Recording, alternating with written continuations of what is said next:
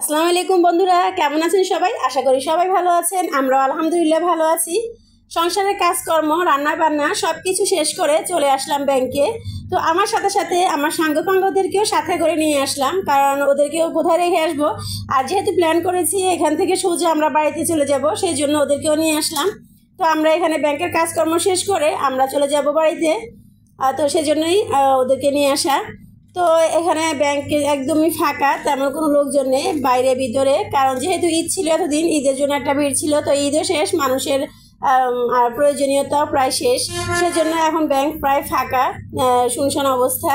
তো এখান থেকে আমরা এখন সোজা বাড়িতে চলে যাব। বাড়িতে আব্বা গাছ থেকে কাঁঠাল পেড়ে রাখছে, তো উনি ফোন করেছিলেন যে কাঁঠাল নিয়ে যাও। তো বাড়িতে আসার পরে এই যে বকুল গাছের সাথে আমার বাসুরের ছেলে একটা দড়ি টাঙ্গিয়েছে। ছেলে মানুষ তো লম্পজম্প করার জন্য, তো আমার ছেলে এসে এখানে ও শুরু করে দিয়েছে লম্পজম্প করা।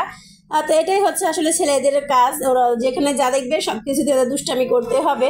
তো এই যে এই ঘরটার মধ্যে আব্বা কাঁঠালগুলো পেড়ে রেখে দিয়েছে। তো আমি দেখছি কয়টা কাঁঠাল, তো দেখে তো আমি অবাক হয়ে গেলাম। এখানে 3টা কাঁঠাল পেড়ে রাখছে, এত গরমের মধ্যে কি এত কাঁঠাল খাওয়া যাবে নাকি? তো কাঁঠাল দেখার পরে চলে গেলাম বাড়ির পেছনে। দেখি পাশের বাড়ির একজনে করবে, ওনারা সেফটি ট্যাঙ্কি করবে, সেজন্য মানে অনেক টাইম গর্ত করেছে, যে অনেক মাটি। তো আমি এখান থেকে 1 বালতি মাটি নিয়ে গিয়েছিলাম মানে গাছ লাগাবো সেই জন্য। আর পরে মাথায় আসলো যে এখান থেকে আরও কিছু মাটি নিয়ে যাই, এমন সুযোগ আর পাবো না, এত সহজে মাটি কোথাকে পাবো।